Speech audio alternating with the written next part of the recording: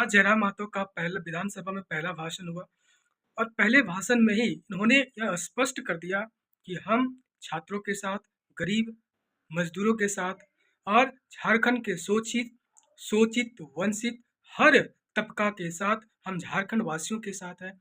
तो इन्होंने जेसीसी सीजल के बारे में और कामरूम में फंसे मजदूरों के बारे में इन्होंने विधानसभा में यह पहला भाषण उन्होंने उठाया। ये आप क्लिप को देखिए। महतो जी, अ, सबसे पहले परम श्रद्धेय आदरणीय अध्यक्ष महोदय को आज सदन का अध्यक्ष चुने जाने के लिए बहुत बहुत बधाई, असंख्य शुभकामनाएं। और आपके पोशाक से शायद परिचित हो रहा है कि आपने कुछ खोया है, और ये सदन के साथ साथ मैं भी आपकी इस दुख की घड़ी में सहानुभूति प्रकट करता हूं।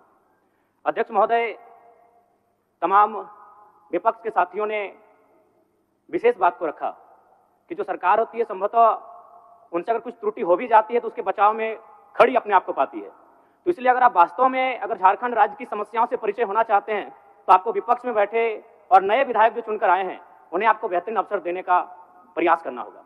अध्यक्ष महोदय, अगर आपकी व्यक्तिगत बात कही जाए तो आपकी कुशलता की, आपकी योग्यता की, आपकी निपुणता की पूरा राज्य प्रशंसा करता है।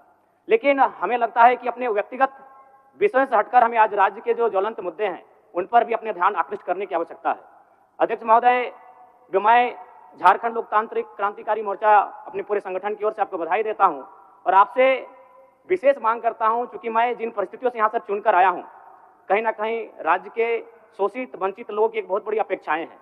इसलिए जिस दृष्टि से आप सत्ता पक्ष को देखेंगे, जिस दृष्टि से आप विपक्ष को देखेंगे, उसी दृष्टि से मुझे भी और मेरी पार्टी की ओर से मुझे बात रखने का अवसर दिया जाएगा। मैं आपसे ये मांग करता हूं, क्योंकि आज जो हमें बात को रखने का अवसर दिया गया है ये बधाई है। मैं आपको पुनः बधाई देने के साथ साथ बस मैं ये कहना चाहूंगा, चूंकि मैं एक छात्र के नाते इस विधानसभा में आया हूं, छात्र की गलियों से, छात्र आंदोलन से मैं पहचान बनाकर आया हूं, और मैं आपके माध्यम से सरकार तक ये संदेश देना चाहूंगा।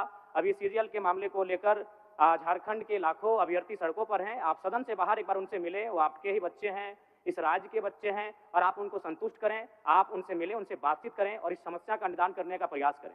और चूंकि मैं एक विधानसभा से भी आता हूं तो मैं आपको अपने विधानसभा के संदर्भ में ये कहना चाहूंगा, मेरा विधानसभा जो कि परासनाथ की तराइयों में आता है, वहाँ जो लोगों की समस्याएं हैं वह मूलतः शिक्षा और प्रवास को लेकर हैं। तो आपसे हमारी मांग होगी कि वहाँ शैक्षणिक हब में हमारी विधानसभा को तब्दील किया जाए। और साथ ही जो प्रवास की समस्या है, मैं इसलिए इस विषय को कहूंगा, मैं थोड़ा समय लेकर, कि आज देखिए इस सदन की बात करें तो कहीं ना कहीं हम लोग एक परिवार हैं और परिवार के नाते आज इस सदन में बैठे हैं। लेकिन मैं जिस विधानसभा क्षेत्र से आता हूं उसके आसपास के विधानसभा क्षेत्रों की एक घटना है। अभी कैमरून में 45 मजदूर फंसे हैं। तो मैं सदन बधाई के बीच में आपका ध्यान आकृष्ट करना चाहूंगा, ये गंभीर विषय है। और वे रोते रोते टेलीफोन किए हुए थे कि उनको पानी की केवल पानी पीकर वो कई दिनों से अपना दिनचर्या को काट रहे हैं।